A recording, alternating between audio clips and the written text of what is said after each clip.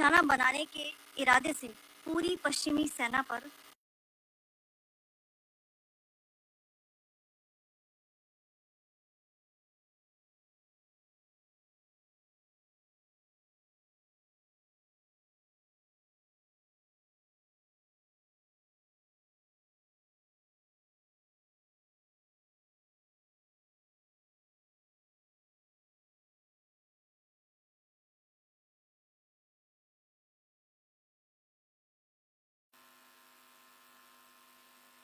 Do switch off your mobile phones before I begin. Good evening, ladies and gentlemen. I welcome you to this press briefing by Foreign Secretary Shri Vikram Mishri on the ongoing developments around Operation Sindoor. We are also joined by Colonel Sophia Qureshi and Wing Commander Vyomika Singh. With that, I hand over the floor to Foreign Secretary. Sir, over to you. Thank you Randeep. नमस्कार, good afternoon, आप सबका स्वागत है।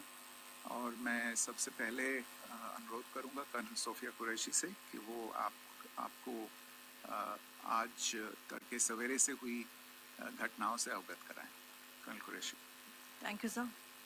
नमस्कार। 8 से 9 मई 2025 की मध्य रात्रि को पाकिस्तानी सेना ने सैन्य बुनियादी ढांचे को निशाना बनाने के इरादे से पूरी पश्चिमी सेना पर भारतीय वायु क्षेत्र का कई बार उल्लंघन किया। यही नहीं बल्कि पाकिस्तानी सेना ने नियंत्रण रेखा पर भारी कैलिबर वाले हथियारों से गोलीबारी भी की। अंतर्राष्ट्रीय सीमा और नियंत्रण रेखा पर लेह से लेकर सरक्रीक तक 36 स्थानों पर 300 से 400 लगभग ड्रोनों का इस्तेमाल घुसपैठ का प्रयास करने के लिए किया गया। भारतीय सशस्त्र बलों ने काइनेटिक्स व नॉन काइनेटिक साधनों का उपयोग करके इनमें से कई ड्रोन्स को मार गिराया। इतने बड़े पैमाने पर हवाई घुसपैठों का संभावित उद्देश्य वायु रक्षा प्रणालियों का परीक्षण करना और खुफिया जानकारी इकट्ठा करना था। ड्रोन के मलबे की फोरेंसिक जांच की जा रही है। प्रारंभिक रिपोर्ट्स से पता चलता है कि वे तुर्की के असीस गार्ड सोंगर ड्रोन्स हैं। इसके उपरांत रात में पाकिस्तान के एक सशस्त्र यूएवी ने भटिंडा सैन्य स्टेशन को निशाना बनाने की कोशिश भी की, जिसे पकड़ा गया और उसे निष्क्रिय कर दिया गया। पाकिस्तानी हमले के जवाब में पाकिस्तान में 4 हवाई रक्षा स्थलों पर सशस्त्र ड्रोन्स लॉन्च किए गए। इनमें से एक ड्रोन एडी रडार को नष्ट करने में सक्षम रहा। पाकिस्तान ने जम्मू कश्मीर के तंगधार, उरी, पुंछ, मेंढर, राजौरी, अखनूर और उधमपुर में भारी कैलिबर आर्टिलरी गन और सशस्त्र ड्रोन्स का उपयोग करके नियंत्रण रेखा के पार गोलीबारी भी की, जिसके परिणाम स्वरूप भारतीय सेना के कुछ जवान हताहत हुए और घायल हुए।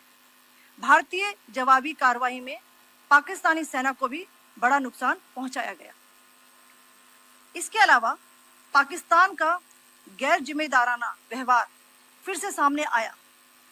7 मई 2025 को रात 8:30 बजे एक असफल अकारण ड्रोन और मिसाइल हमला करने के बावजूद पाकिस्तान ने अपना नागरिक हवाई क्षेत्र बंद नहीं किया। पाकिस्तान अपने नागरिक विमानों को ढाल के रूप में इस्तेमाल कर रहा है, जबकि उसे अच्छी तरह से पता है कि भारत पर उसके हमले से हवाई रक्षा की तीव्र प्रतिक्रिया होगी। यह भारत और पाकिस्तान के बीच अंतर्राष्ट्रीय सीमा के पास उड़ान भरने वाले अंतर्राष्ट्रीय उड़ानों सहित नागरिक विमानों के लिए सुरक्षित नहीं है। यहाँ स्क्रीन शॉट में पंजाब सेक्टर में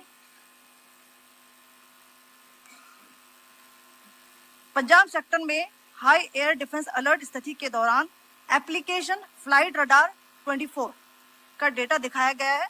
जैसा कि आप देख रहे हैं यहाँ पर भारतीय पक्ष का हवाई क्षेत्र घोषित बंद के कारण नागरिक हवाई यातायात से पूरी तरह से रहित है। कराची और लाहौर के बीच के हवाई अड्डे मार्ग पर नागरिक एयरलाइंस उड़ान भर रही है। हाई अलर्ट किया गया है। विमान फ्लाइनेस एविएशन का एयरबस 320, जैसा कि आप यहाँ देख रहे हैं, जो कि शाम को 5:50 दमम से शुरू हुआ और रात को 9:10 लाहौर में उतरा। ये सारा डिटेल्स आप यहाँ देख रहे हैं, ये डिटेल्स यहाँ लिखा हुआ है। Can you see this?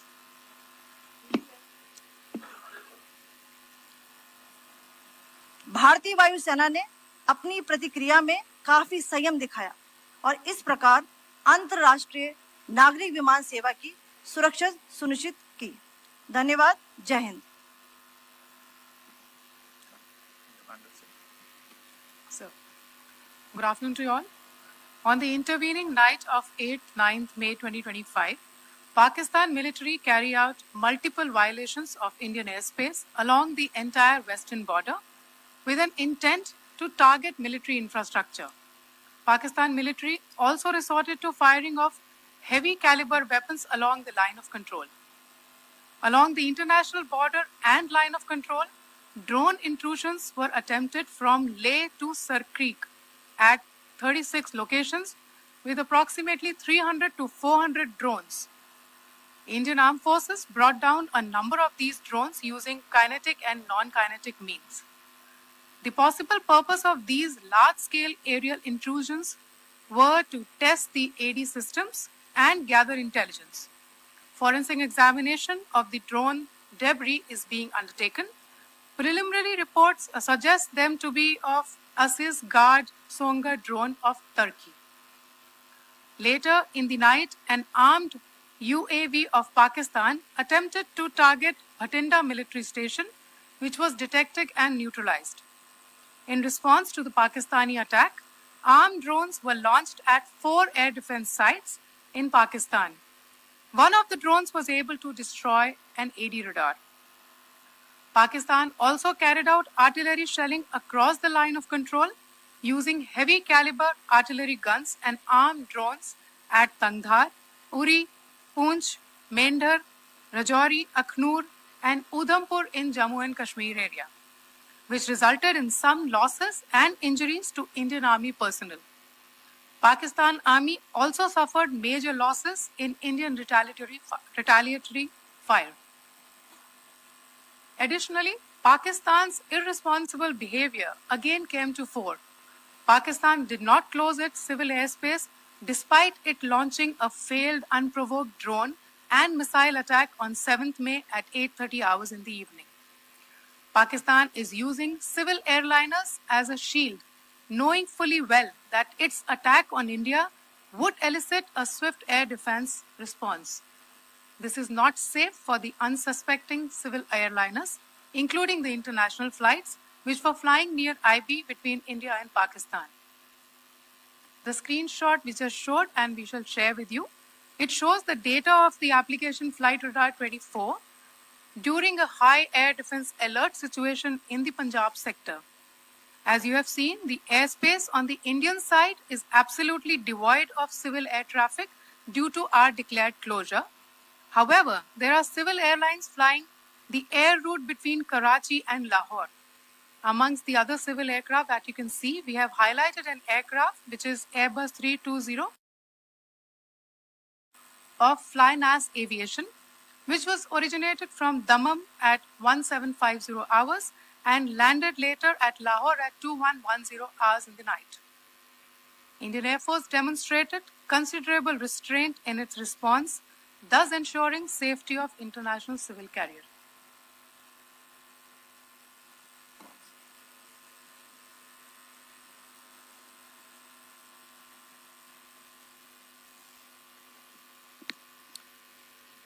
Thank you, Colonel Qureshi, Wing Commander Singh. I have just a few points to share in addition. कल रात की पाकिस्तानी सेना की कायरतापूर्ण गतिविधियों से आपको कर्नल कुरैशी और विंग कमांडर सिंह ने पहले ही अवगत करा दिया गया है. These provocative and escalatory actions that were taken by Pakistan last night were targeted at Indian cities and civilian infrastructure, in addition to some military targets. The Indian Armed Forces responded proportionately, adequately and responsibly. ये जो हमले हुए कल रात को भारतीय सैन्य इकाइयों ने पर्याप्त रूप से और एक जिम्मेदाराना रुख अपनाते हुए इन हरकतों का उत्तर दिया. What I want to underline is that the official and blatantly farcical denial of these attacks that Pakistan carried out by the Pakistani state machinery is yet another example of their duplicity and the new depths that they are plumbing in their quest for disinformation. The other point in the same vein is Pakistani claims that they did not target or attack any religious places. You would recall that yesterday I shared with you an incident related to the attack on a Gurdwara in Poonch. Instead of owning up to these attacks, Pakistan made the preposterous and outrageous claim that it was the Indian Armed Forces and the Indian Air Force that was targeting cities like Amritsar and trying to put the blame on Pakistan. This is nothing but a desperate attempt by Pakistan to disown its acts of aggression, but it is also true to type in its effort to deceive and mislead the world. It will not succeed. The Gurdwara in Poonch in particular was attacked by Pakistan, and some local members of the Sikh community, including a Ragi of the Gurdwara, lost their lives in this incident, as I shared yesterday. TV पर आप इस हमले के चित्र देख सकते हैं. In addition, that we would attack our own cities is the kind of deranged fantasy that only the Pakistani state can come up with. Perhaps they do it because they are well versed in such action as their history would show. The last point I wanted to make this evening is again this disinformation that is coming from Pakistan about India targeting the Nankana Sahib Gurdwara through a drone attack. This is again yet another blatant lie and part of Pakistan's disinformation campaign. As we saw in the Pahalgam attack, Pakistan is again trying desperately to impart a communal hue to the situation with an intention to create discord. Again, we are not surprised. India's steadfast unity in itself is a challenge to Pakistan. Let me stop there. I have time only for a few questions and be happy to try and answer them. First, I call Siddharth. Siddharth, please. Hi, sir. I'm Siddharth from Beyond. So this is Siddharth, behind, please. The other Siddharth. yes. Hi, sir. I'm Siddharth from CNN News 18. Sir, I only want to know from you the status of Kartarpur corridor. Is it open or not? If you can. I think you're all aware of the situation along the entire India-Pakistan border and the areas around the line of control. In view of the existing security scenario, the services of the Kartarpur Sahib corridor have been suspended till further directions. We'll update you as and when there is a change in the situation. You have a question here, Rishabh? So, good evening, Rishabh from Times Now. So, you spoke about religious places being hit in Jammu. There's another religious place which is a Carmelite nun church that has been hit. What do you have to say about it? If you can explain that to us. Yeah, actually, we do have some information about this extremely regrettable and condemnable incident. During heavy shelling across the line of control in the early morning of 7th May, a shell fired from Pakistan landed just behind the Christ School run by the Carmelites of Mary Immaculate, a congregation in Poonch. Tragically, the shell fired from Pakistan hit the home of 2 students of the Christ School. Both students unfortunately lost their lives and their parents were severely injured. Another Pakistani shell struck a Christian convent of nuns belonging to the Congregation of the Mother of Carmel, damaging water tanks and destroying solar panel infrastructure. Several priests, nuns, school staff, and local residents took refuge in an underground hall beneath the Christ School during the shelling by Pakistan. The school happened to be closed at the time, fortunately. Otherwise, more losses would have occurred.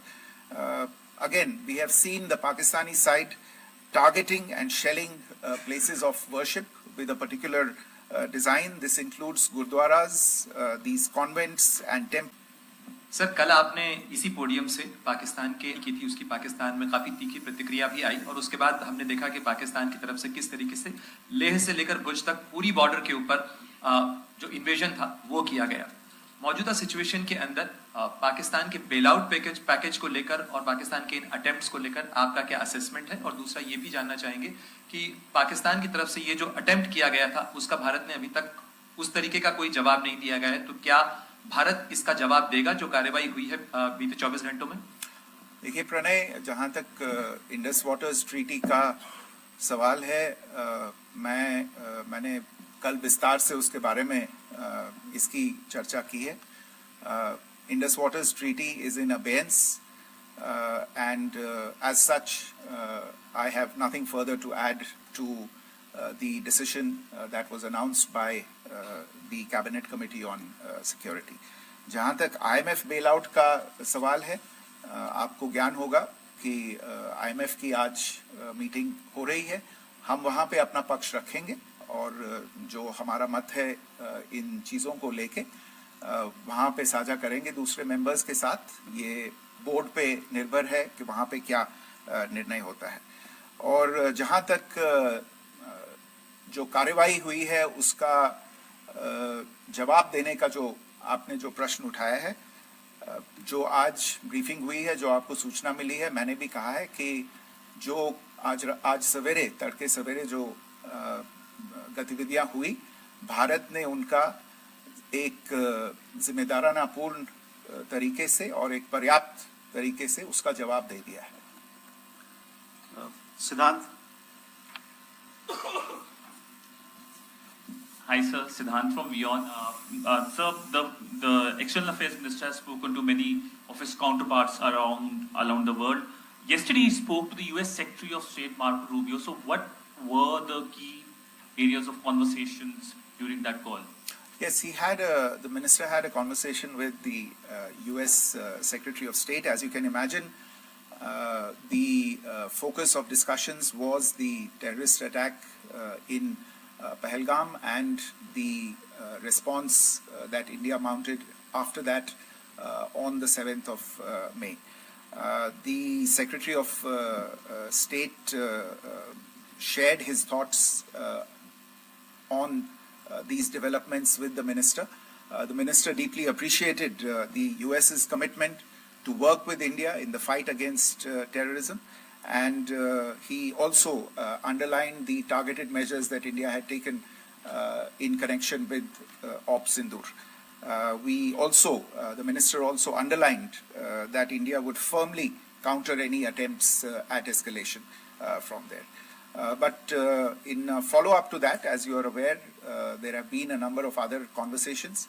The minister had a conversation with the UK Foreign Secretary, David Lammy, today. There too, the discussion centered around countering terrorism, for which there must be zero tolerance. And I understand just a short while ago, the External Affairs Minister has also spoken to the Foreign Minister of Norway, Espen Barth Eide, which was also focused on recent developments stemming from the terrorist act in Pahalgam. One last question, Sudhi. Sir, Foreign Secretary, thank you for doing this. Sudhi Ranjan from Bloomberg.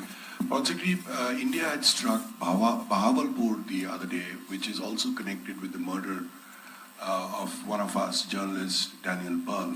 If you could give us an understanding of what exactly are the reports that you're getting. Well, You're right, Bahawalpur is the headquarters of the Jaish-e-Mohammed terrorist group that is proscribed by the United Nations. Its leader, Maulana Masood Azhar, is a proscribed individual. It is, you brought up the connection with the tragic death or killing of Daniel Pearl of the Wall Street Journal. The Jaish-e-Mohammed was in some way directly or indirectly responsible for the death of Daniel Pearl. But the real connection is through Ahmed Omar Saeed Sheikh, the British Pakistani jihadi who was held in India but was finally released in 2000, and he was the person who lured Daniel Pearl to his eventually leading to his murder.